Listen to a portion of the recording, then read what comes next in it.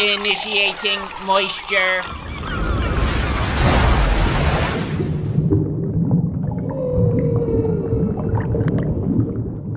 Today, the mega meaty man scientists found within moist meter laboratories go where no scientists have ever dared go before, and have taken the moist meter where no man, woman, nor beast thought possible. We're taking the moist meter to the incredible, wonderful world of big-tittied anime goth girlfriends anime. Today we're going to be looking at Steins Gate Zero. I'm a huge fucking Steins Gate fan. I loved the anime, and I even played the game back when it was on the Xbox 360 arcade. I thought it was going to be like one of those hentai games where there's like a lot of vagina and ass and stuff. So I played the game with my dick in my hand, but by the time I finished the game, I had my heart in my hand. My dick in my heart. It was such a goddamn great game, and the anime was just as good. And I was super excited for Steins Gate Zero, and I'm super happy to say Steins Gate Zero is fucking great too. I don't think it's better than Steins Gate, but I think it is very, very good still. On the same level. It earns the right to be called Steins Gate with a zero at the end of it. Now, this story takes place where Steins Gate kind of right before it ended, where the timeline gets divided. Okabe, after failing to save everyone and reach Steins Gate, does not try again, and he throws in the towel. That's the timeline where this one takes place, the beta one. And it's a really dark timeline, and I know kind of saying that's a little bit of a spoiler for some people, but you can't watch Steins Gate Zero if you haven't seen Steins Gate. It's not worth it. You're not going to understand anything in Steins Gate Zero that happens because they don't explain shit. They expect you to know everything. They expect you to pass the test on Steins Gate lore at the end of the fucking show. You have to watch Steins Gate Zero having freshly watched Steins Gate and have like the goddamn Omnicron of Steins Gate lore open in front of you to piece together everything that happens in the first 10 episodes of the sequel here, which isn't really a sequel. But anyway, it takes place in a darker timeline, which is the beta one. And it really isn't afraid to get dark. There's a lot of stuff in here where it's very, it's sad. There's nothing overly dark. It's not like there's someone who snaps a dog's neck, drinks its blood, and then pees on an innocent old man or anything. There's nothing like shockingly dark or weird. But it just toys with some really dark themes, such as how many times can you fail and see something horrific before it breaks you and you give up? And just a lot of things, mainly circling around despair and throwing in the towel. And I like that they play with that. It's nothing new, but I think Steins Gate Zero does it really well, and it gives you nothing but likable characters. There's no characters in this show that I think aren't good, or at least well-rounded. I think they're all interesting, except for one. There's one professor, I don't want to spoil anything, but she's a very two-dimensional, flat fucking board of a character that is really only there to be like a caricature of a bad villain, like a James Bond, or like even Austin Powers level villain type deal. So I thought she was kind of weak, but other than that, it's nothing but great characters across the board. And it's fucking great. I love the visuals in Steins Gate. I'm a huge fan of the whole theme of time traveling, and they play with it really well. Now let me talk about some of the cons, and there are quite a few that I'd like to talk about. The first 10 or so episodes are extremely convoluted. There's so many moving parts here and so much going on, and that you kind of expect it with time travel because everything gets messy there. But here, it's overwhelmingly so. So much so where you're going to start, like, you're going to go to a fucking whiteboard and start writing down notes and then connecting arrows and shit. And it just gets hard to follow and you get lost, which isn't really a positive. It all starts to piece itself together and wrap itself up for a really satisfying conclusion at the end. But getting there, it's a fucking mind-boggling ride in not a very good way.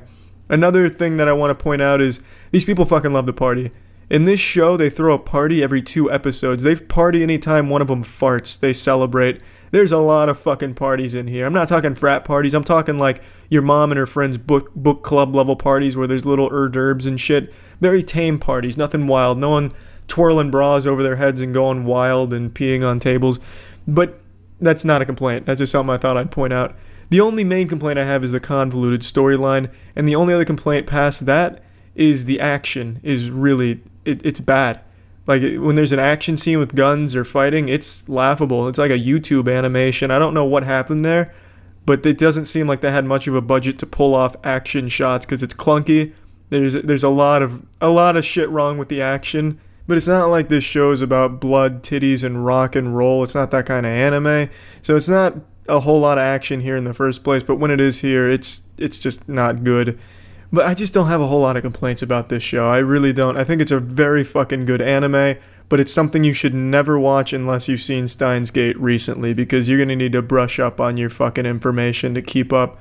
It's worth it though. If you've seen Steins Gate, definitely gotta see Steins Gate 0. It didn't disappoint, not at all. Let's plug this shit into the moist meter. I'm giving Steins Gate 0 a fat fucking 80% because it's fucking great. It is a really good show with some shortcomings, unfortunately, like I mentioned. I feel like they could have done better with laying out the plot in the beginning so it didn't confuse the shit out of anyone who watches it.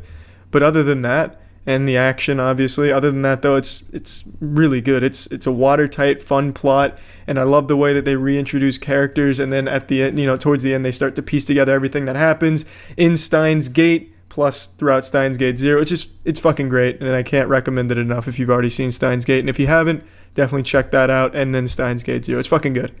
See ya. Initiating moisture.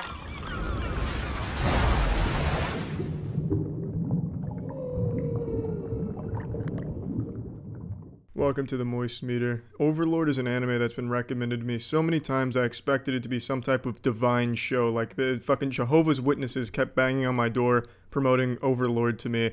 This show is so hyped up, I expected it to put inches on my penis and give me the winning lottery numbers. And after finishing all 3 seasons, I binged them. I can safely say it was good, but it's nothing super special or anything. Following the recent trend in anime where every anime has to take place inside of a video game, this show takes place inside of a video game, kind of. So there's a power player in a very popular dive MMO that is giving one last oorah before the game goes offline. They're shutting down the servers and he decides to go back in and jerk off one final time because he spent so long on the game and he's so powerful, part of the best fucking guild. So as the servers shut down, he's still in, servers go off, and then he immediately gets transported to the real world variation of the game, and he becomes his character. So it's a little different than Sword Art Online, where the people are still in the real world, they're just stuck in a video game. Here he gets transported to an actual, real, unfamiliar world, but as his character and his guild comes with him. And they're all real now too. It's not a unique story, but it's a fun one, and I think it's executed well. I enjoy the characters, I enjoy the story, but this show has so many fucking problems, the biggest being laughably bad CGI. The CGI in this show is so fucking bad it makes Jimmy Neutron look new and innovative in the 3D department. I mean, somehow the CGI in this show is worse than Beast Wars and Jimmy Neutron, both of which came out in the early 2000s. It's laughably bad, insufferably bad, and it's used so frequently. Every single fight and so many other scenes that aren't even fights are relying on CGI. I know why, because budget constraints, but man, it's jarring and bad.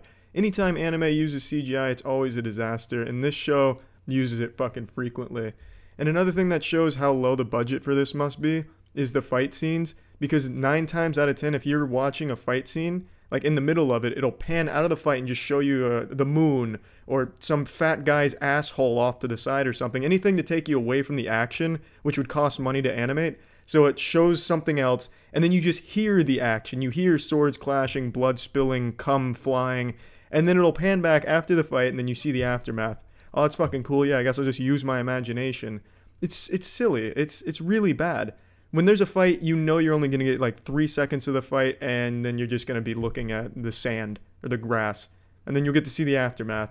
It's boring. It's really boring, and it's a shame because there's so much they could do with the fights in this, and sometimes there are fights that aren't panned away or CGI'd, and when that happens, it's nice, it's refreshing, it's cool. But that's super rare. 9 times out of 10 you're getting bad CGI with fucking claymation figures falling away, and then you're gonna get panned away action and you'll hear the fights. That's about it.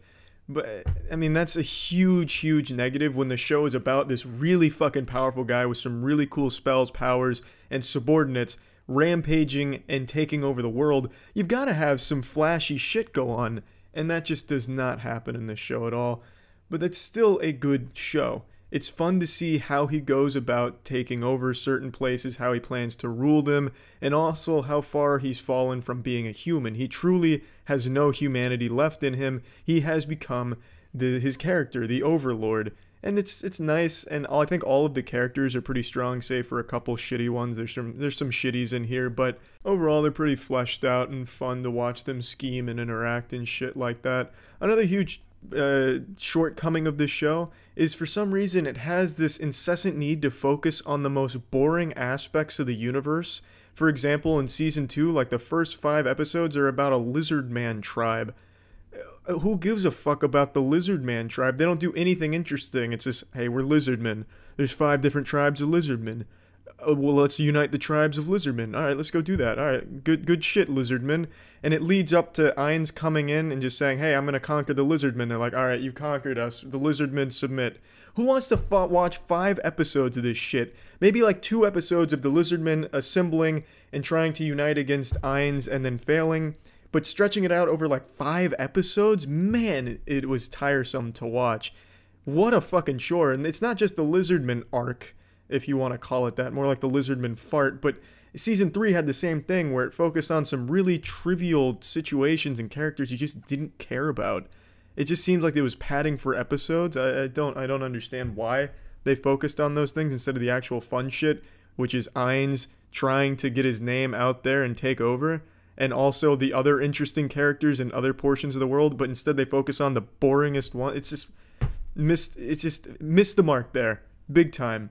Those episodes were a goddamn schlog. So let's just go ahead and plug this shit into the moist meter. I'm giving Overlord a 65%. It's a show I would still recommend, especially for those fans of like the video game setting shit, because it's a lot of fun when Ainz is using these incredible spells and then it gets super anime cliche where his enemies are like, oh my god, that's 50th tier magic, thought only to be used by Jesus Christ himself. I cannot believe what I am seeing in front of my eyes right now. The power of friendship. It's failing us. It's fun. It's really fucking goofy fun. And when the fights are actually animated, not in CGI and not panned away, the fights are fucking cool. Just spells being cast at each other and then the occasional sword fights. It's nice to watch that shit go down. And then it's got like the standard video game shit, which is kind of cool to see come alive.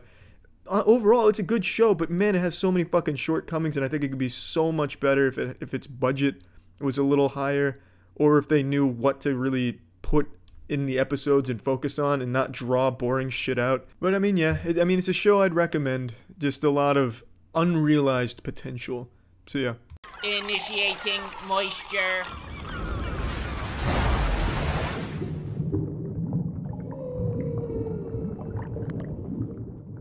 Welcome to the Moist Meter. Today we're looking at the Castlevania Netflix series, which is a series that had no right being as good as it turned out to be.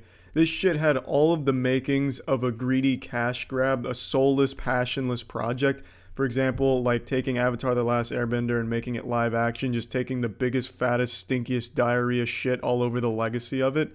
That's what this sounded like. It was quietly announced in 2017. No one really had many expectations going into it, and Season 1 turned out to be fucking great.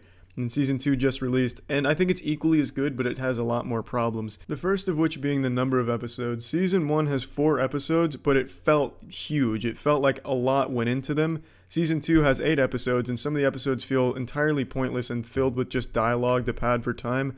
My guess is they had around the same budget for Season 2 as Season 1, but Netflix wanted 8 episodes instead of 4, so they had to stretch it out artificially. So you get some weird dialogue and some odd pacing, but that's not too big of an issue because everything else kind of makes up for it. Castlevania has a really compelling story and characters, an interesting plot. It takes Dracula, it takes the evil, and it humanizes it, and you can almost feel for them and the cause. And all of the characters are really interesting and well thought out characters, except for a couple who are just comically evil, like a bad vampire Viking who's just this naughty bad guy who likes to think about titties and fuck ass with his penis and kill things and drink blood. But other than that, all the characters, they're very interesting, well-rounded, and they have sad backstories, and the show gets really dark. The show gets really gritty and paints humanity in a very negative light. It's not a happy show, but sometimes they try and ham-fist happy jokes into it, which really just doesn't fit the overall tone. Like I said, I feel like it just pads for time with some stilted dialogue. But I like that it gets that dark and it gets super violent and gory. You'll have people's skin being melted off and being flayed alive, heads flying all over the place, gore galore. It's different. It reminds me of like the late 80s, early 90s wave of anime where everything was ultra violent. Everything was shockingly edgy, but in a good way. Like, you know, edgy has this connotation where it's always negative. Oh, it's edgy? Ooh, I'm going to stay away from that. But sometimes edginess can be super fucking fun to watch, and I think Castlevania, in this case, is good. It's good edginess, and I do think there is edginess for the sake of it, but it fits the show's tone well, and the animation in this show is second to none. This is by far the best American-made animation since The Last Airbender. I can't think of anything else that even comes close. It's so smooth, it's so fucking crisp, and it's lovely to look at, beautiful at times. But there is an issue I have, and it's during the fights. Sometimes it just gets really choppy, as if it's like a bad connection in an online FPS. It starts to like lag. So you'll have Belmont throwing a punch, and then it starts to like slow down as it's about to make impact, and then it makes impact, and then all of a sudden it jumps frames, and now the thing's flying across the room. Like, it feels like you were watching a PowerPoint presentation, but some of the slides in between were missing, so then you're just left to kind of fill in the details in your head. And it doesn't happen with every fight, but towards the end of the show, it starts to really show. It gets really choppy during some of the action, which is very odd, and I do think it just comes down to, well, they had to stretch it out for 8 episodes this time instead of 4, so they couldn't really focus too much on that and make it as smooth as it was in Season 1. Also, another thing, during the fights, the sound is super off. You'll have someone getting hit with a sword, and it sounds like someone just shot a spitball at them. The sound just doesn't match up with the actions you're seeing. So you'll have a guy throwing a punch and getting hit, and it sounds like someone took a wiffle ball bat to a rock outside. It's just weird, and it's jarring, and you'll notice it for sure. But that's like my only big complaint. It's the only one that I can really think of. The show is super fucking good. I honestly can't stress enough how much I like the fight scenes in this show. They're so beautifully animated, one, except for when it gets choppy, and two, they're super different. They seem like super well choreographed.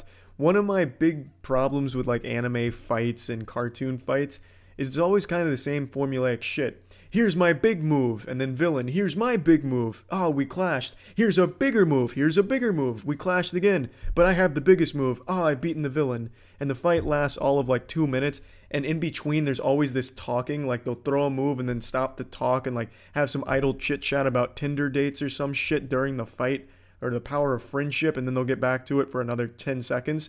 Castlevania just gives you a fucking ton of action. Like, the fight at the end with Dracula is so great and so well choreographed. It's not just like the standard, here's a spell, let's talk. It's, let's just fucking pummel each other in cool ways, dodging moves, doing some cool fucking Wing Chun moves on them occasionally. It's fucking great. I love the fights in this show. Let's plug this shit into the moist meter. I'm giving the Castlevania series an 85%. I think if Season 2 was less episodes, 4 or 5, like Season 1, where it could be more focused, more smooth, I think it would have been even better. It could have got rid of all the filler and shit, but it's still a fantastic fucking show, even if you're not a fan of the Castlevania series. So yeah. Initiating moisture.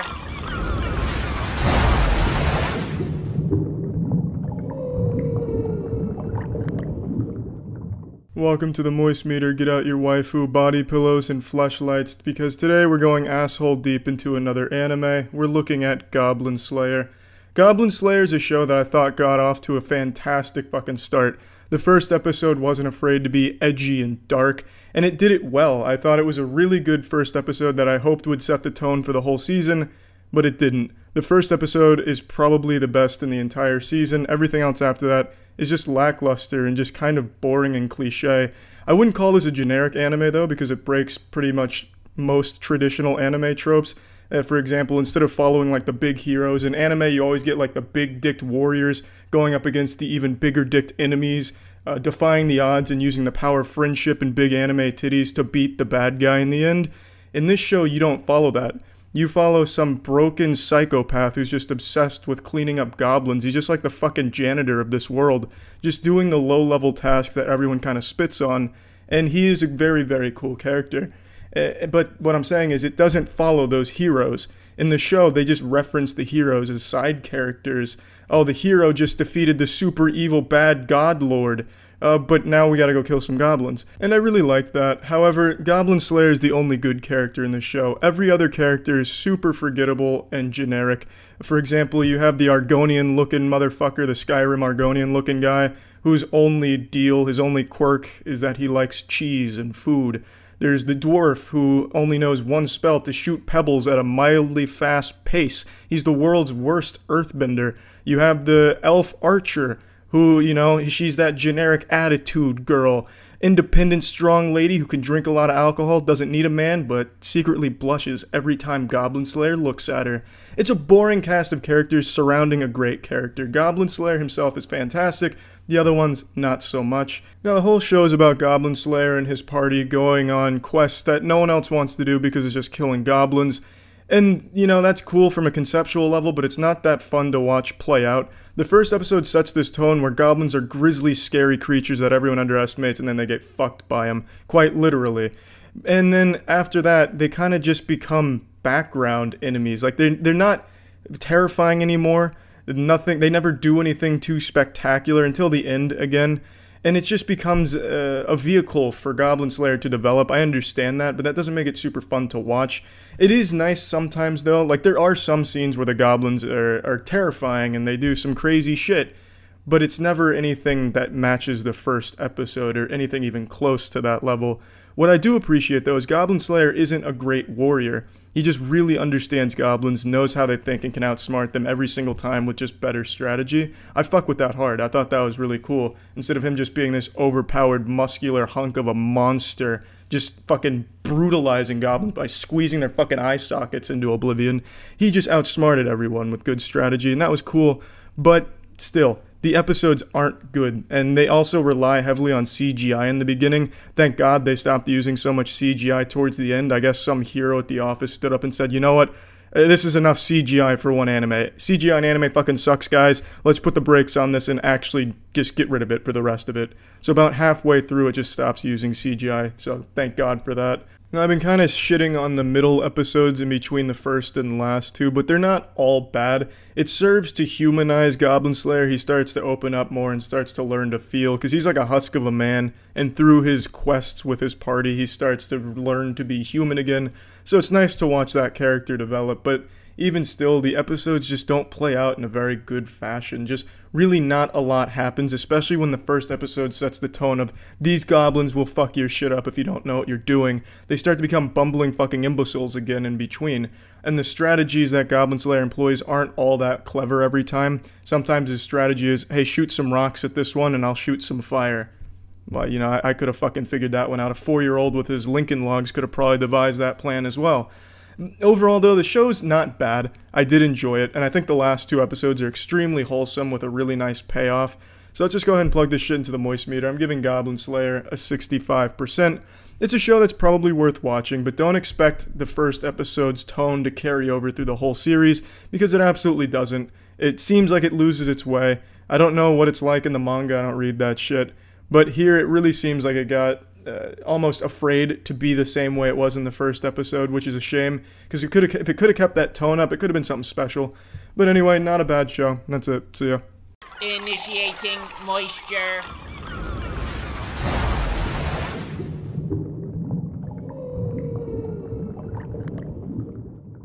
The new Dragon Ball Super Broly movie just dropped in America. Let's plug that bitch into the moist meter.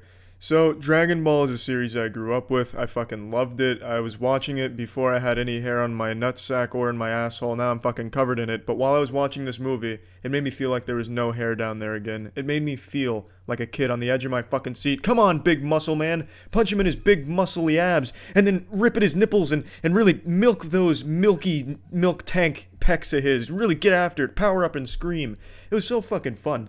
I'll go ahead and admit I'm not kept up with Dragon Ball Super. I gave it a try when it first came out, but I didn't enjoy it, so I dropped it. But I'll probably start watching it now because this shit was so good. So I'm not familiar with the modern Dragon Ball lore, and I still really fucking enjoyed this movie. I saw all of Dragon Ball, Dragon Ball Z, and all of Dragon Ball GT for however useless that shit was.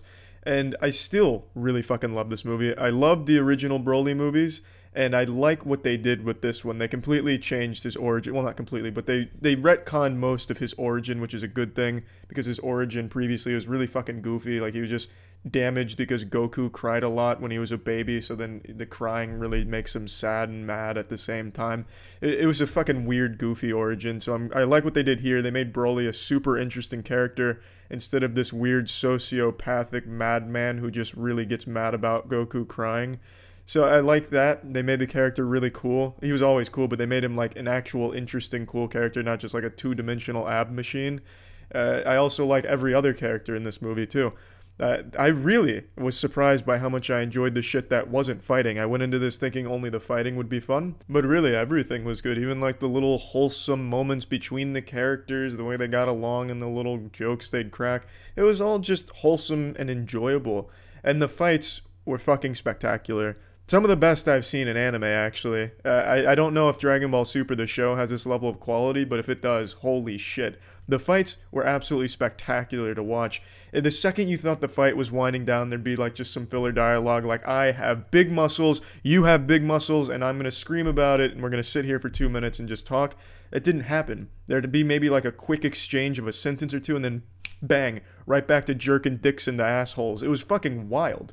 It's incredible how they just kept ramping up the action, but it was so goofily fun. I couldn't help but notice it. Eventually, the fight between Goku, Vegeta, and Broly took place on ice, and then all of a sudden, all of the ice gets destroyed, and it takes place in the core, and the core is getting fucking destroyed. Then all of a sudden, it's taking place in like this alternate dimensional multiverse space-time continuum tear, and then that fucking explodes. So Doc Brown and Marty get fucked. It was weird. Like, it kept changing, but from one location.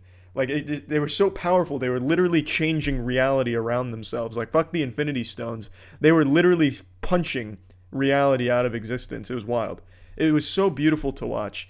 And one thing I always talk about with anime that I always fucking hate, but all anime does it, is CGI.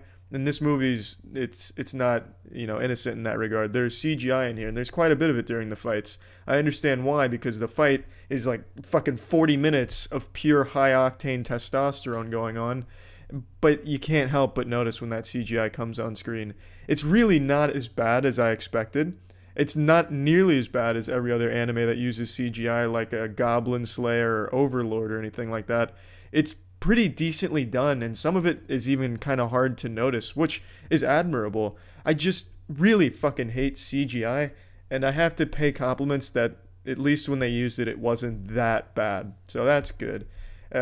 Another complaint that I have is, you know, in Dragon Ball, one thing it's famous for is them saying the attacks like, Gallic Gun, Kamehameha, Big Cum Blast move, Almighty Omega Lord.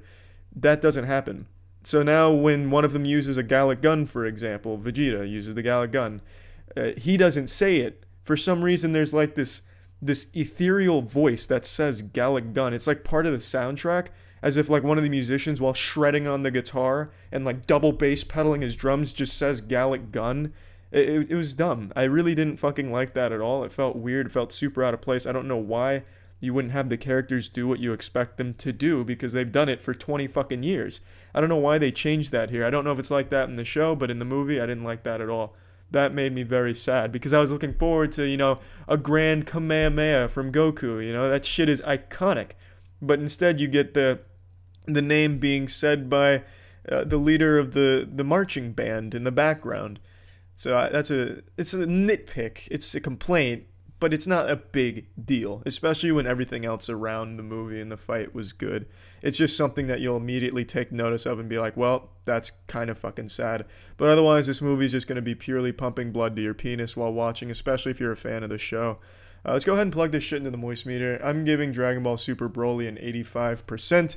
It is a great action animation.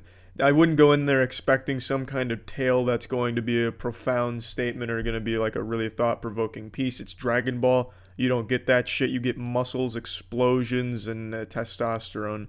And you get that in excess here. It's fucking great, and I really enjoyed it start to finish. I think if you like Dragon Ball, I think absolutely you're going to love this one. But even if you're not a fan of this series, I do think there still is a lot to like here if you can appreciate good old-fashioned animation. So yeah, that's it. So yeah. Initiating moisture.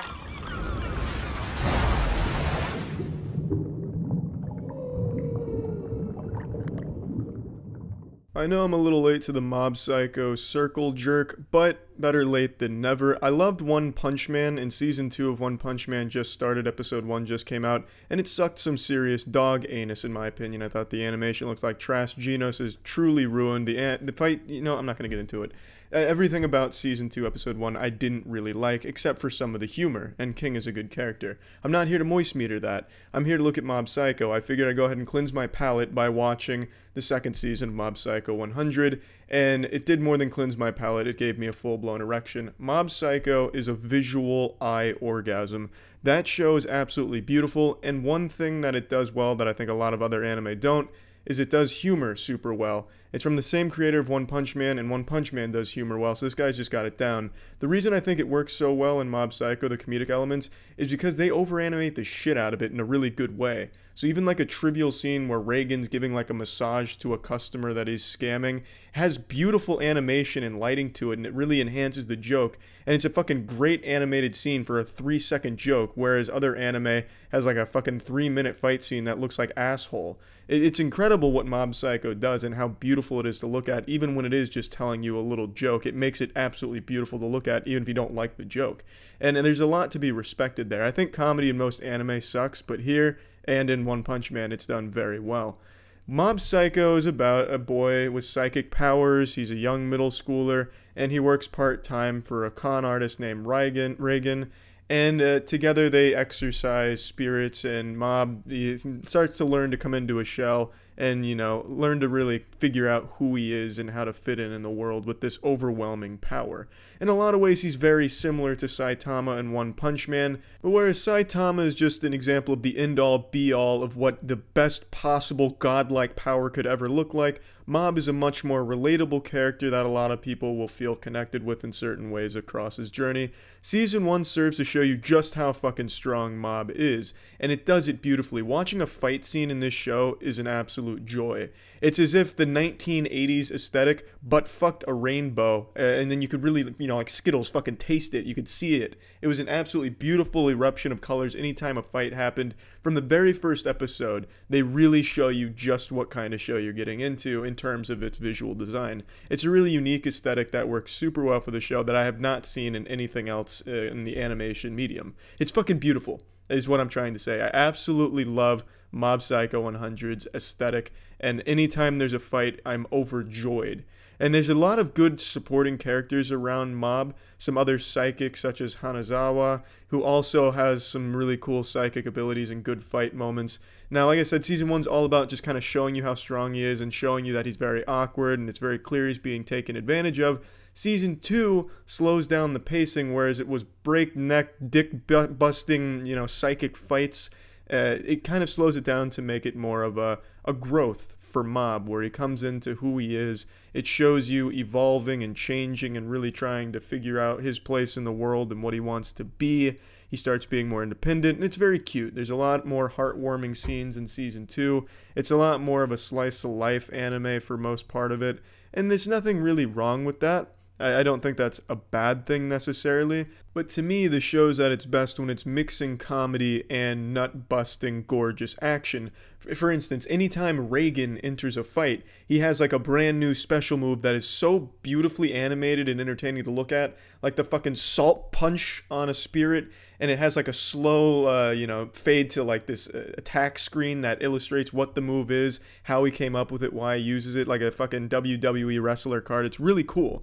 I love that shit. And when Reagan fights in the final episode of Season 1, everything there, I think, is when Mob Psycho is really doing its best work and when it's the most interesting. But I'm not trying to shit on Season 2 for going with a more humanizing route and slowing down the pacing, because it is a show where you really care for the characters and you like to see them grow. And it does have a nice, final battle segment. And they're in the middle. There's a fight with another character named Mogami, which is really beautiful as well. So really the show never loses its charm. There are some episodes that I feel are kind of weak. For example, when Reagan's getting exposed as a scam artist and shit. I didn't think all of that was really very interesting. But it always led up to a heartwarming moment or a fun payoff with a fight or something like that. Really, I don't have too many complaints about the show.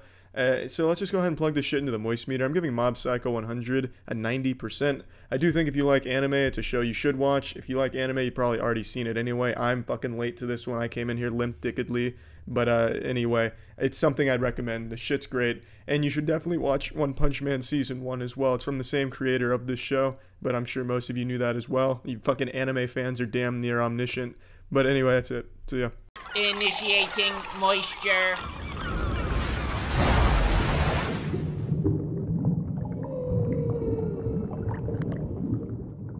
The first season of One Punch Man is an absolute fucking masterpiece in every department. The characters are well written, the comedy lands, the animation is beyond beautiful. Every fight scene in the first season of One Punch Man is truly outstanding, thanks to a lot of the freelancers that really worked on it and put a lot of passion and soul into it, leading to this incredible and very unique, very rare season of anime. Everything about the first season of One Punch Man is beautiful perfection.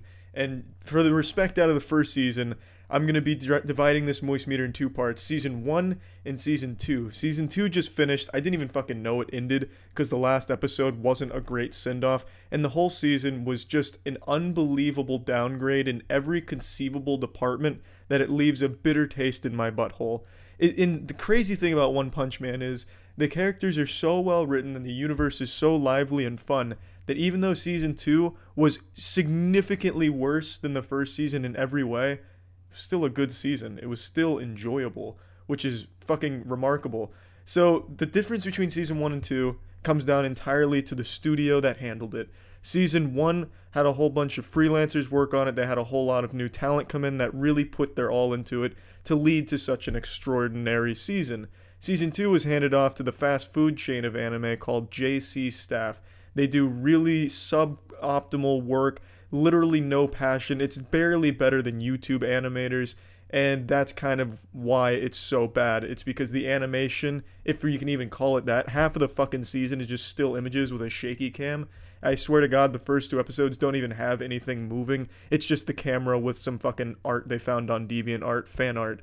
It's fucking embarrassing, and it's really upsetting that Season 2 turned out the way it did. But before I get into everything wrong with Season 2, I want to talk about why you should watch Season 1 if you haven't already. Even if you fucking hate cartoons, animation, or even fun in general, you will still probably like the first season of One Punch Man. Even from a conceptual level, I think it is extraordinary. One Punch Man is about a man who is so incredibly powerful, the most powerful being that you could ever imagine in any form of media, and about his struggle to find fun, find asleep behind the wheel and just get it done barely. It's just bad. It's really not good. Even if you're not going in there trying to nitpick, taking notes like a turbo virgin anime critiquer or something, you're gonna notice how noticeably bad it is in comparison to the first season. Had the first season not been as good as it was, this would have been a lot more palatable. I don't think as many people would have cared, but they clearly showed what they could do with One Punch Man and where it could go, and then they come in here and turn it into a fucking PowerPoint presentation with almost nothing put behind it. There's also this over-reliance on CGI in Season 2, which wasn't there in the first season, and I don't think CGI in anime is all that bad. I think it can be used really well, such as in Demon Slayer. There's another modern example. But in here, the CGI looks straight out of a PlayStation 1 cutscene. They use CGI to save on cost, and it shows. It actually looks like origami strapped onto some of the characters with a lot of lights put on it. It's really dumb. Like they've completely redesigned some of the characters' looks. Genos looks fucking awful. Genos looks like an action figure I would have pulled out of a Happy Meal in the late 90s. It's just really dumb. It's upsetting. Because I loved the first season so much, and Season 2 has a much better storyline. I think Season 2's story, even in its shit form with JC Staff, is still better than the first season's story. I like Garo. I really like all of the new characters they introduced and everything going on, the Villain Association. All of it is really good. But JC Staff couldn't even bother to animate half this shit. In the first 2 episodes, you can immediately recognize a clear difference in the first and second season. The fights in the first 2 episodes alone in this season were actually just still images, as if a kid was holding up 2 pieces of paper with characters' faces on them and colliding them together. That's about the extent of the animation you got from the first couple of fights. And I hope JC Staff doesn't get many more projects. They have totally lost me as someone that would support their animation studio. They're not even fucking animators. They're basically deviant artists that sometimes accidentally make things move minimally.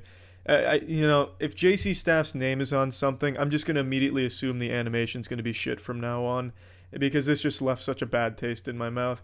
Plugging this shit into the moist meter, I'm giving 2 scores. The first season of One Punch Man is a 95%. I genuinely think that's a show that anyone, any age, and any taste can enjoy.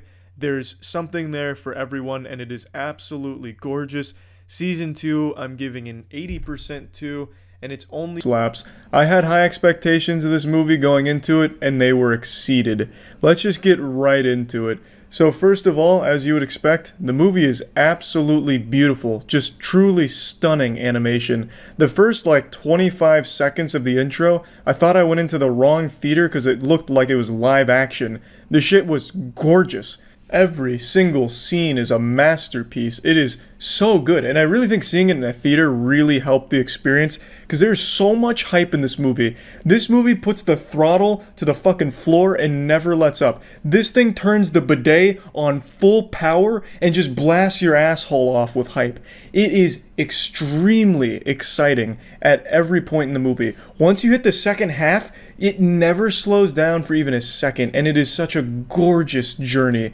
Every fight, every single movement of the character, every attack is beautiful. I love the way they play with color in the movie. I can't even explain it. It's just so wonderful to look at. Just an orgasm for the eyes to process. It's so much passion clearly put into the animation here to make it look like this that I'm so happy to see be appreciated by so many. Because this is on another level. This shit is absolutely next level animation. I fucking love it. There is CG. There is CG. Right there, that's going to turn people off, I know. But I think the CG is used just fine. It's not glaring or fucking terrible. There is a bit of jank to it occasionally, but it's not like it's that big of a deal. It doesn't take you out of it or ruin the experience, especially when everything is as good as it is in this film. It's not anything that should be like, you know, taking a gold star off of its report card because there's CG in the movie. It's not that big of a deal, and I already know people are going to make a big deal out of it when they see it. It's fucking fine. Just accept it. Stop looking for things to get angry about on Twitter. It's good. It's fucking beautiful. I can't praise the animation enough. Demon Slayer always gets credit for how beautiful it is, and for good reason, because it is truly incredible. And this movie amps it up to the next level. It is so good visually. So now let's get into the story. So this is an actual canon movie. My big complaint about anime movies and why I typically don't even bother seeing them is because they have no effect on the actual anime at all. It has absolutely no effect on the lore or the universe or anything for the most part. Like the My Hero movies have so little to do with the actual show. It's just so separated that it feels meaningless. It's just empty calories. Yeah, they're cool to look at, but what's the point when it doesn't really have much of an impact at all? This is extremely important. Everything that happens in this, it picks up right where the season ended off, and it continues the story, and then it gets you to the next point where it's clearly going to pick up on the next season. All of it is very important, canon, a very meaningful journey that has a lot of weight to it with a lot of important shit that happens, and I think that's extremely good. Because then it doesn't feel like you went on this journey that'll never be talked about or referenced or have any impact on the show. You got to go through this beautiful adventure and get to see where it all leads into the next season. It's great. So the story covers like a small arc in the manga, and I think this was the right call. I am so glad they decided to just condense that arc of the train into a movie instead of just making it like 5 or 6, 7 episodes in a season. I much prefer this because I think it worked really well. Yes, there wasn't a whole ton of time that you could devote to building up the Rengoku character, but I think they did an incredible job with the amount of time they had. By the end of the film, you fucking loved Rengoku, and you got to see a Hashira going all out. So I think they did the right thing here by taking that and turning it into probably one of the most hype anime movies I've ever seen. It was so enjoyable. So I don't think it was a bad call. I know some people said they'd prefer if they had just made it like in a season, made episodes for it to build it more, but I think this was much better. It allowed it to be much more fast-paced, and it still made you care for the characters and got you to where they wanted you to be in the story. Now, there's one thing I'd like to point out. This movie is super cheesy. Like, they have some real generic anime shit for its dialogue. And now, Demon Slayer is an unapologetically shonen series. It never really strives to be something like deeper or more like, you know, outside of the shonen realm. So it's not like a big complaint for me or anything. But I mean, This dialed that shit up to like a fucking level 100 here. The raid boss of generic shonen dialogue. Like, when the villain is talking, he's like, I am a cartoonishly evil villain who likes to eat humans. I love the taste of humans because I am just evil demon. Oh, how could an evil demon not win when I'm so evil and you're just good for the sake of being good, you do-gooder? And your friend who is a powerful man is also a do-gooder against me, evil guy. Like, it's this crazy cartoonish villain dialogue that you'd hear, like, in 1960s superhero cartoons. It's very like, ooh, it makes you kind of cringe a little bit, but it's still fine in the context of the movie. But I can tell you, especially getting towards like the second, like getting into the second half, the latter half of it, it gets real on the nose with its dialogue. Like, friendship is power and evil is evil, that kind of shit. So that gets a little grating sometimes. One of my main complaints about Demon Slayer, like the actual show outside of the movie, was I feel like when the character has a trait, like a unique trait about them, they just overdo it and beat the fuck out of it. Like, one of the Hashira's trait will be that they're always distracted, so every time they're on screen it's, oh, I'm distracted. You know, shit like that, where they just hammer home one thing about them and that's all the character is.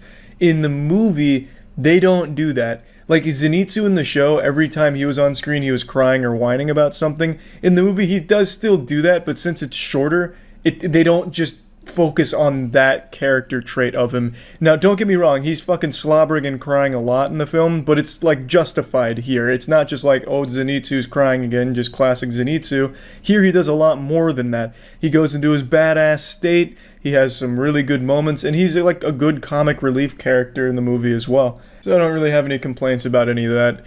Really, if you're interested in even considering seeing Demon Slayer, you've already watched the show. You know what to expect. And I can tell you for sure, you will not be let down. So pop it into the moist meter, no surprise, 95%. A lot of the anime I've been rating recently has obviously been super high, and I really think it's because the anime has just been super fucking good. Like, I know a lot of people pointed out, like, I'm really generous with anime reviews, but it's just because it's really, really good currently. A lot of these shows are just fucking beautiful, really impressive works of art, and Demon Slayer is absolutely no exception. They went all out here, and it paid off. It's a wonderful film. It's really good. I really, really enjoyed it. Plus, when it comes to anime, if I don't like it, I just drop it, so I never end up moist metering anime I don't like in some way, which is why I haven't really had one that I've rated fucking lower than like a 60. I just wanted to get that out there since this is another anime review, which is a fucking high mark. I just don't have any complaints about it. There's easy things you can pick apart, because like I said, it's very unapologetically shonen, but you already know that going into the movie. It's Demon Slayer, and then it's a Demon Slayer movie. You know what to expect, and they deliver in a big, big way. It's incredible hype, it's incredible fun, so if you like Demon Slayer, you're gonna really enjoy the movie. That's about it. So yeah. Moist Meter was brought to you by Amazon Music. Sign up for free below using our referral code. Initiating moisture.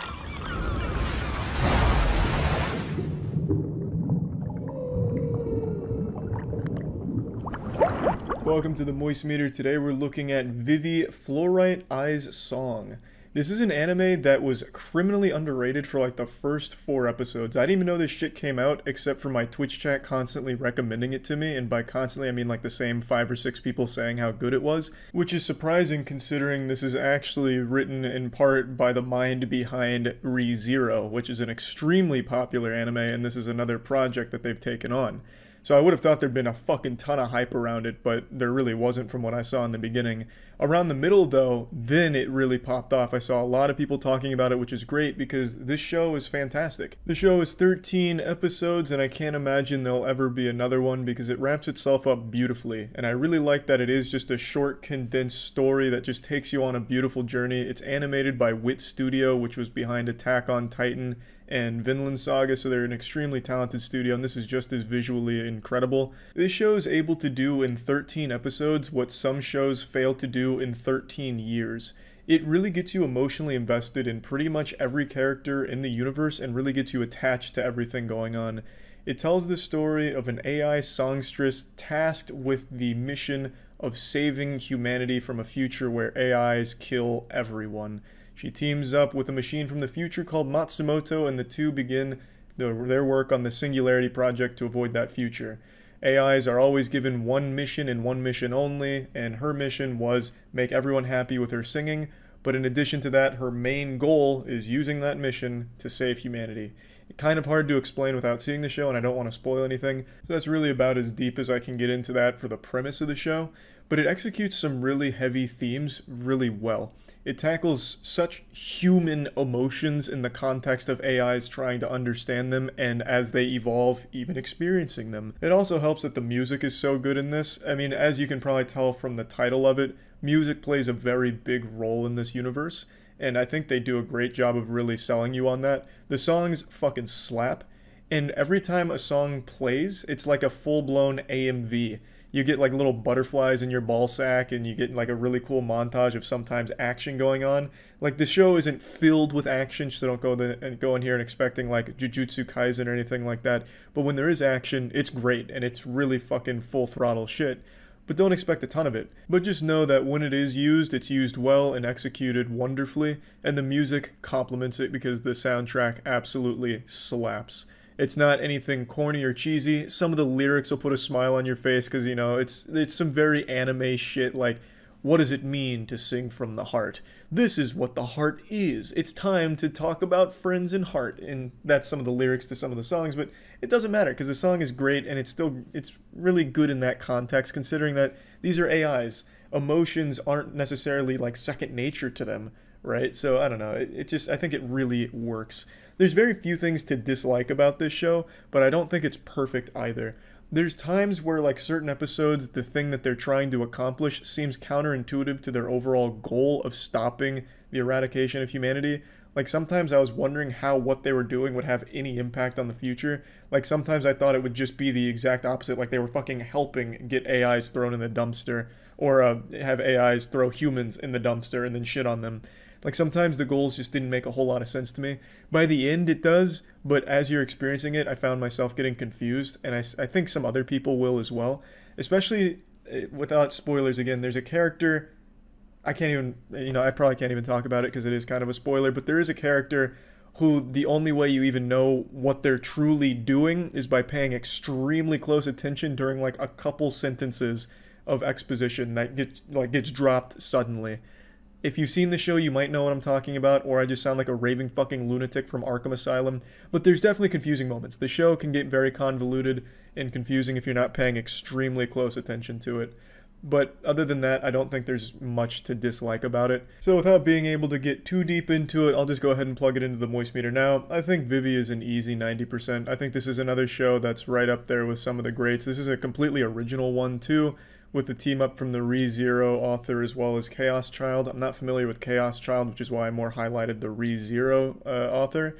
So I really think they've just done an incredible job with this. Wit Studio, apparently this was only done as like a side project for them, and they still absolutely crushed it. Their fucking bench players, their B team is still better than some of the best in the business. It's crazy how talented Wit Studios is. I think this is a great show, and I definitely recommend it. That's it. So yeah. Initiating moisture.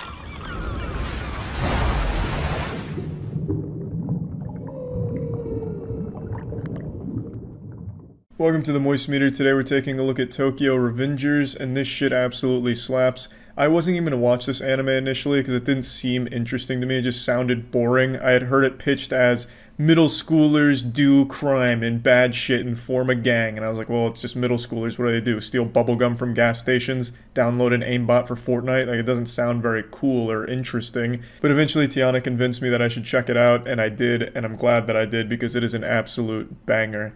So, I don't think this is a spoiler. The main focal point of the show is about the main character, Takamichi's ability to go from present day 2017 back 12 years into the past when he was a middle schooler in order to change some unfavorable things that are happening in his life and the world around him. Now, a lot of it does take place at a middle school age, but you never really get that impression because all the characters you see are like fucking adults. They drive motorcycles, they kill people, they stab people. Like, it doesn't really ever feel like they're actual middle schoolers. It just feels like they're adults who are really short. So I don't even know why they bothered making it middle school. They could have just said, like, here's some 30-year-olds, and here they are 12 years ago when they were 18. Because that's really what it feels like. Like, middle school is never, like, an important thing here at all. I don't even recall if anyone's parents ever get mentioned. You only see them at school, like, twice. The show is about delinquents forming a gang and gangs going to war. And they're using, like, fucking knives, bombs, guns, stabbings, and shit. Like, it's not, like, just middle schoolers, like, using a slingshot shooting rocks at someone. Which is exactly what I expected. I thought it'd be, like, some codename Kids Next Door shit, like Weenie Hut Jr. But no, in Tokyo Revengers, they're fucking torturing people and blasting their heads off and shit. So, it being pitched as, here's middle schoolers doing crime, is kind of misleading, because it's more like, here's some fucking badass gangs going to war. I think the show is really good. I think the writing is super strong in this show. It's mainly focusing on its characters and not on its action. There is action, but when it's there, it's usually a huge, important event that changes the entire scope of where the story goes. When there is action, it's animated well, albeit not like the flashiest or the best, so don't go in here expecting like Jujutsu Kaisen levels of action. I always mention action when talking about anime because most people perceive anime to be like action-oriented shit, so I always think it's important to at least let you know that if an anime isn't all about action, just to be aware of that. When there's not a ton of like fights in here, but like I said, when there are, it's usually a big gang-related fight that really pushes the narrative forward. Again, the focal point is on its character and its world that they build, and I think they do a great job of fleshing out all the characters that they introduce here and make you care about them, whether you want them to succeed or want them to fail. That's not to say the characters are entirely unique either. Even some of my favorite characters like Mikey aren't exactly like the most special anime character ever made. He's just like this invincible badass who also has a soft side, you know? It's not unexplored things, like there are typical anime cliches in here, but I think it does a really great job of just delivering a fun story, fun characters, and making you care about them. It also does an excellent job of not overfeeding you too much information where it convolutes its plot.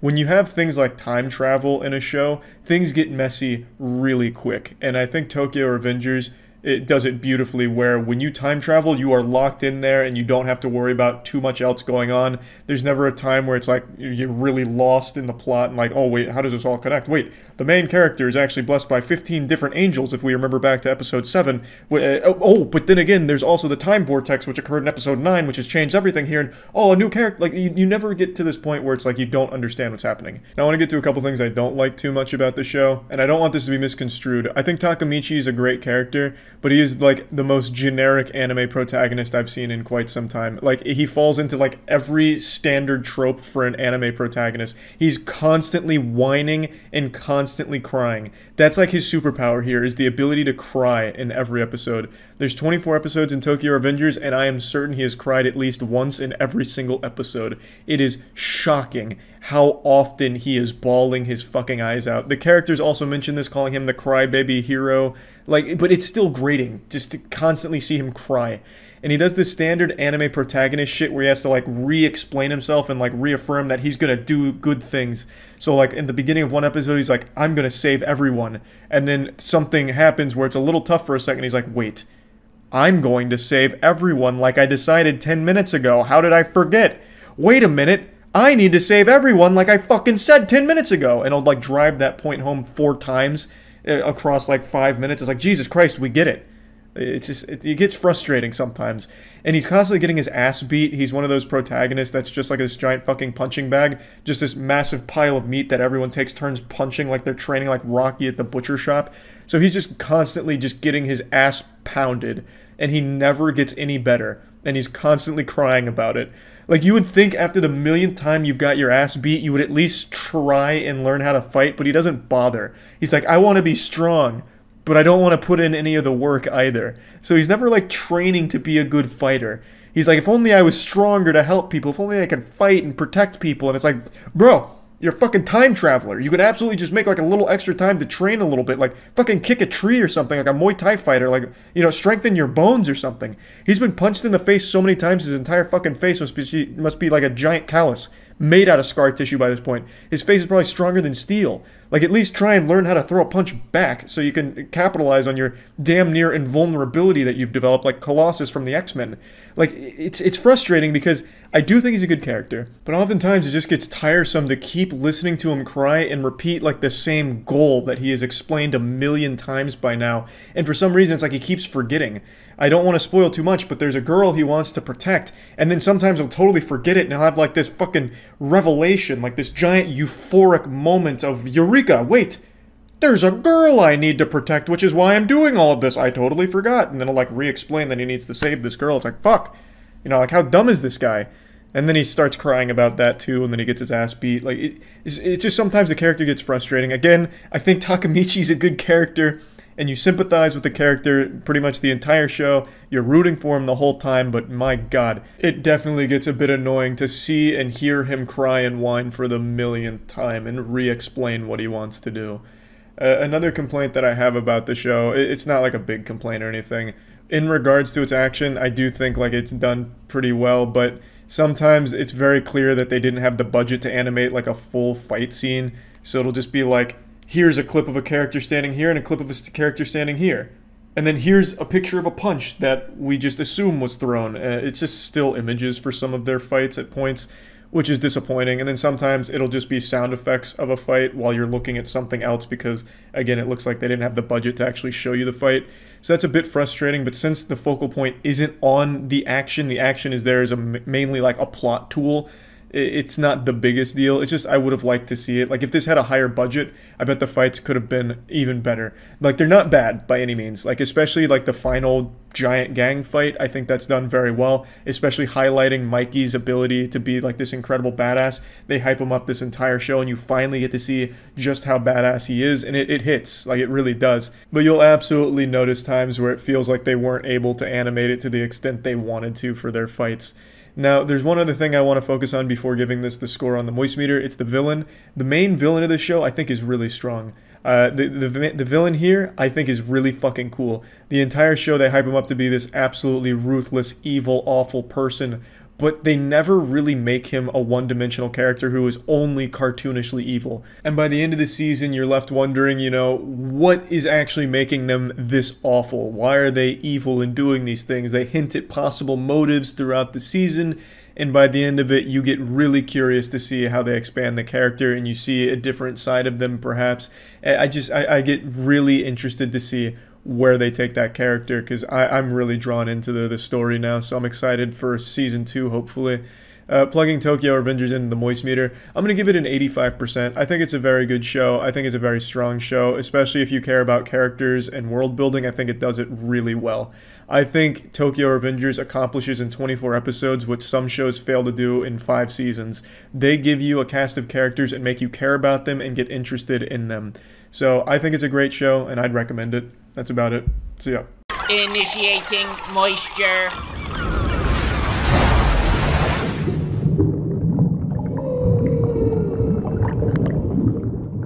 Welcome to the Moist Meter. Today we're taking a look at Demon Slayer Season 2.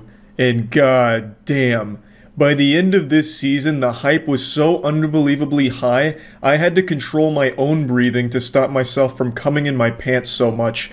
I was the embodiment of the ejaculation Hashira. It was crazy. The animation here was on a totally different level than pretty much all other anime. And I didn't think they could really top Season 1 in terms of visuals and like how smooth and incredible that was. But Season 2 did it, I would even say, better. Like the second to last episode, right before the finale, it was some of the most incredible animation I've ever seen. Like, just straight up in any show. It was fucking unreal. The budget for this, I can't even imagine. It has to be astronomical. I don't know who's funding this, but Ufotable must have unlimited deep pockets, like Tommy Wiseau. You know, like, where is it all coming from? The mystery of where they're getting the money to make this kind of high-quality animation is absolutely astounding. The entire season was incredible, though. Like, I will say, it got off to a bit of a rocky start in my eyes because the first 7 episodes are dedicated to just breaking up the Mugen Train movie into 7 episodes. Except for the first episode, that one was fresh, but after that it was just the Mugen Train broken up into episodes, which Again, I knew it was coming, but still didn't really like that much. But they did announce it beforehand, so it didn't ruin the show for me. Christmas wasn't canceled. The Grinch didn't come in here and wipe his ass with Demon Slayer or anything. But I will say, since Demon Slayer is 18 episodes and 7 of them are dedicated to content we've already seen in the movie, it was a little underwhelming. But those 11 episodes of the Entertainment District arc are fantastic. It'll put some hair on your chest. Like, the last 5 or 6 episodes of the season are almost non-stop action, full throttle, nuts to butts, never stopping. And it is beautiful. Just when you think they're reaching this crescendo, the climax, it just keeps going and keeps ramping up. And it's so good. Even my least favorite character in the show, Zenitsu, had moments here where he was really badass and did some cool shit. And not only when he was asleep. So Zenitsu, when he's awake, is just a whining, bumbling imbecile and just constantly screaming and yelling. And to me, it's super grating because it's all he really does. But when he's asleep, that's when he enters like the goddamn avatar state of ass beating. And it's great. But every time he's awake, it's just... I don't really like him as a character. But this season, when he was awake, he did more than just snivel, cry, shit his diaper, whatever. He actually participated and was able to actually contribute meaningfully and have moments where he was badass when not asleep. So that was good to see. Hopefully he'll continue to grow as a character because I think he is a very cool character. Or at least half of him is. It's a full-blown Jekyll and Hyde thing where when he's asleep, I think he's a cool character because he does cool shit, he says cool shit. But when he's awake, man, I can't fucking stand the guy. Inosuke also has a lot of moments to shine here. Inosuke does a lot of cool shit, very important character, and just really fun. Tanjiro, of course, goes into the absolute overdrive turbo mode and unlocks some new power and gets crazy strong. Nezuko as well. Every character here gets stronger and cooler. And of course we get a new Hashira to follow, Tengen, who had big shoes to fill after Rengoku, and I think he does a fantastic job. I think he's a really cool character, we get a lot of good background on him, and he is just such a fucking machine when it comes to his fight against the main villains here, which I'm not gonna spoil, and it's just really fucking fun. He's a good character. I will say though, across the board, I don't think this season has a lot of character development past their power levels. I don't think the characters themselves develop that much, nor their relationship all that much. Things kind of, by the time the season ends, they're kind of the exact same people they were coming into it. Maybe a little bit closer, and we as the viewers get more details on some of the background, but other than that, I don't think the characters themselves reach some kind of new level of enlightenment or development. Apart from being able to really beat more ass more efficiently. I mean, it's Demon Slayer. Just like in Season 1, it's a super simple plot, and there's nothing wrong with that. The narrative is simple on purpose. It's unapologetically shonen. Pretty standard stuff, so most people aren't watching Demon Slayer to be drawn into the lore and the storytelling of it because it's all very simple, and I think that works to its benefit. Most people are here for a really light, fun, over-the-top, beautiful action show, and that's exactly what Season 2 continues to deliver, and I think even delivers better than Season 1 at certain points. So I was super pleased with it. Yes, the characters aren't getting a ton of depth or anything like that, but now they're able to really put their ass in someone's asshole. They can go absolutely nuts with all of their newfound powers and abilities that are just amplifying the intensity of the show to new levels, and I really appreciated it. So plugging Demon Slayer Season 2 in the Moist Meter, I'm going to give it again a 95%. I think it kept the momentum from the first season, built upon it, and made it even better. So I had a lot of fun, and I'm sure if you already like Season 1, you'll have a lot of fun with this one as well. That's about it. So yeah. The Moist Meter is a proud partner of our comic book series Godslap and Plague Seeker. Both are available at badegg.co, link in the description. I'm a huge fan of Demon Slayer. I think the anime is absolutely amazing. You can watch all my previous Moist Meters on Seasons 1 and 2, as well as the Demon Slayer movie if you want to hear a 28-year-old man gush. I just think the show has been spectacular, and it's a series that's been most known for its animation.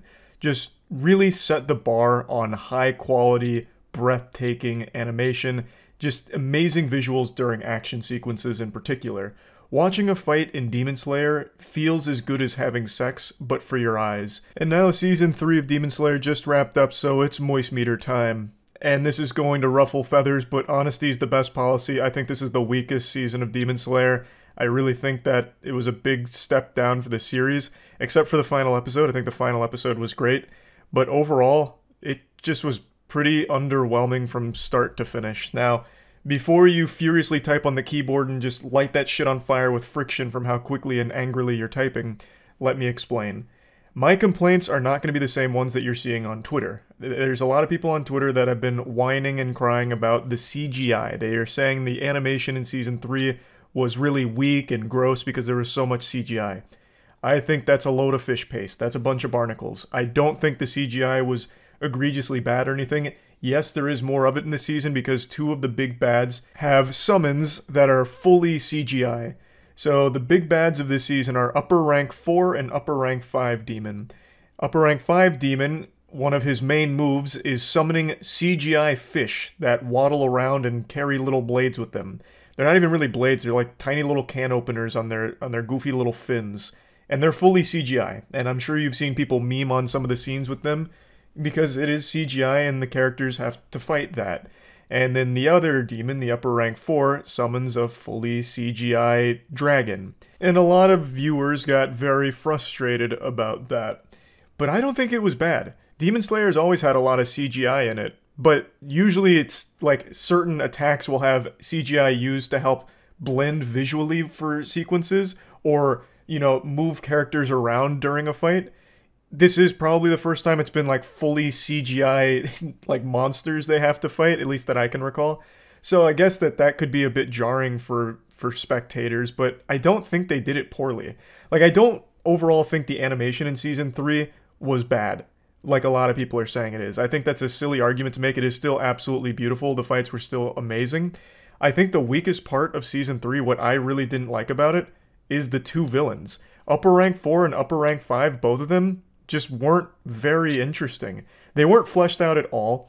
They were also significantly weaker than last season's villain, Upper Rank 6. Upper Rank 6 felt like an extremely powerful demon. Like, how the fuck are the good guys supposed to overcome this? This thing is damn near unkillable. It's got everything. It's fucking cheating. But in here, the good guys were never really struggling. It never felt like there was ever real problems with fighting Upper Rank 4 and 5. Especially 5. 5 is such a throwaway joke of a villain, it's sickening. Upper Rank 5 is a demon that basically just teleports around in vases. Like, he's a vase collector, and he summons fish out of them. He can suck people into vases. He can use attacks through vases. But he fights the Mist Hashira. And the Mist Hashira is very strong, all of them are. But Upper Rank 5 just gets absolutely fucking manhandled. Like, the Mist Hashira comes in and goatsies him against his will. Absolutely fucking spreads Upper Rank 5, kills him in like a couple of blows. There was never any stakes there. And he was a goofy villain that didn't have a single shred of backstory given to him, so how the fuck are you supposed to care? And you were never, like, afraid of him. The only thing Upper Rank 5 did was he trapped the Mist Hashira in a bubble for, like, an episode. And he's like, you're gonna suffocate in that bubble, and you won't be able to breathe. Which is already some Weenie Hut Jr. shit. What, the Bubble Master? Okay, whatever. And then he just regains his memories. I won't spoil how he gets out or anything. But then he kills him in like 20 seconds. Like, he barely even breaks a sweat. Upper Rank 5's like, damn, you're not taking this seriously, are you? Well, you're about to have to start. And then he instantly dies. Like, it's just such a throwaway. And that was one of the big bads. But he wasn't the focal point. I understand that. Most of the focus was put on Upper Rank 4.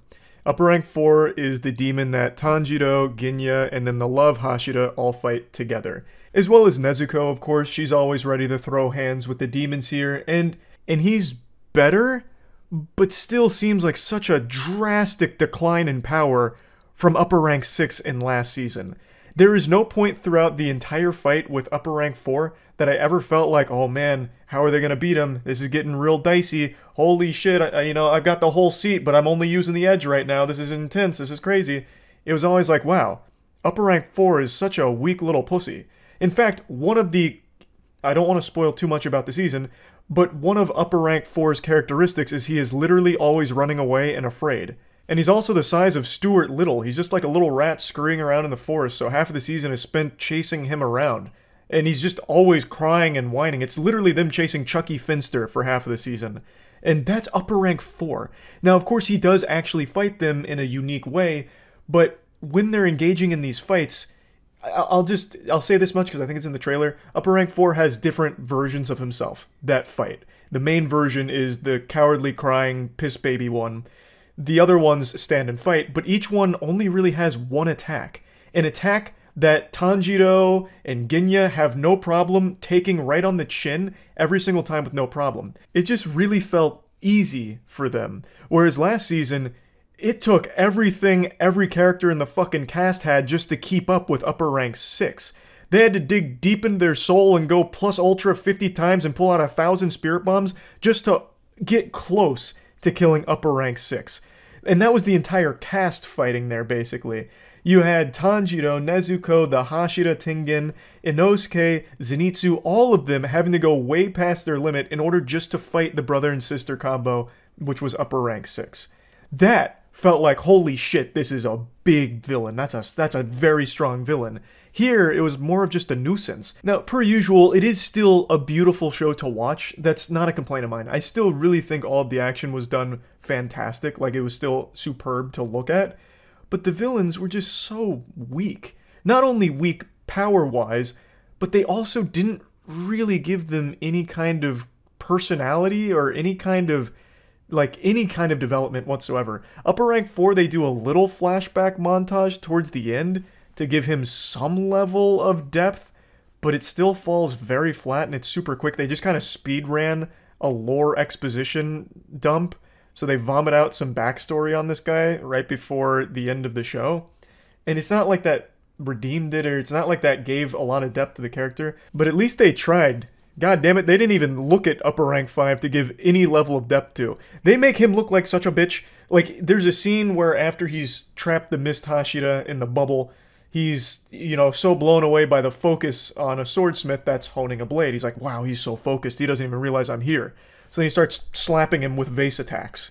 And he's barely doing damage to the swordsmith. So Upper Rank 5 is not even being registered as a threat by a swordsmith at the village, and is also not even doing any real damage to the guy who's honing the blade. Like, everything he does just seems so underwhelming and weak. All of his fish are fucking worthless. They struggled to even kill a child, or even, like, damage a child who doesn't even know how to fight back. Like, everything about that character was truly just worthless. But at least Upper Rank 5 led to development for the Mist Hashira, which I guess may have been the point. Though it seems like the Mist Hashira would have eventually regained his memories if he just sat and thought about it for a little while. I don't think he needed to be locked in a bubble for it, but regardless.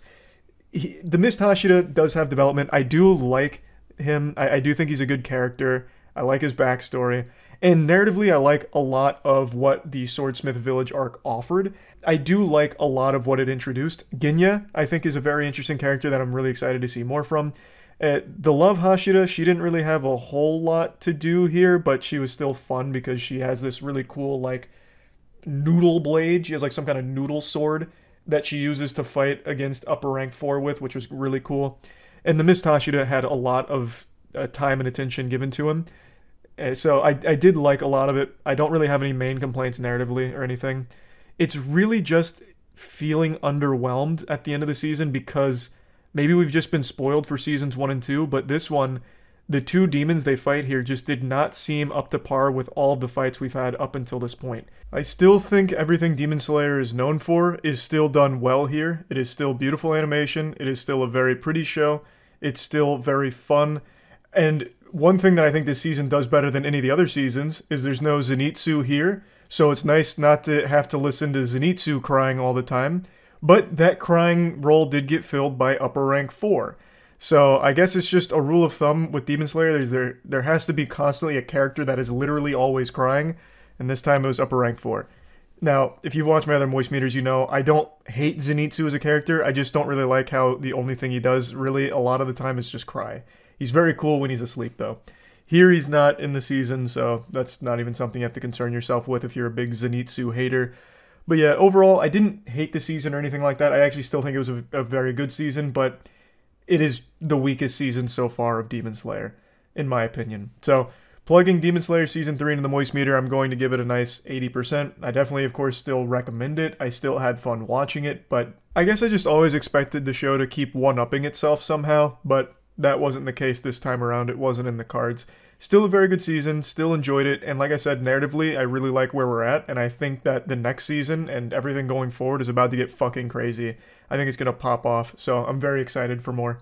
Huge thanks to ourselves for sponsoring this Moist Meter. Godslap is a comic series written by myself, Jackson, Matt, Danny, and Aubrey Sitterson. It follows the story of a character named Ace, who's an extremely powerful slapper in a world where slapping is king. Issue 3 just dropped, it's all available at badegg.co, and shit is starting to pop off. Ace is being hunted by a mysterious foe named Defister, who after swan diving through a hospital, picks up Ace's trail and hunts him to the ends of the earth with his sidekick Olfactor. And also, our newest comic series, Plague Seeker, just came out. Issue 0 is available at badegg.co. It's written entirely by myself and edited by Jackson. It's set in a world 1,000 years after an apocalyptic event known as the Calamity. An asteroid hits Earth, and it brought with it mutations that changed all of its inhabitants. Now the world is infested with things called plagues, and atop the food chain sits 8 great plagues that control the entire world, and only one man stands against them, the Plague Seeker, who has an insatiable appetite to devour those 8 great plagues. So all of this is available at badegg.co, so please check it out. See ya.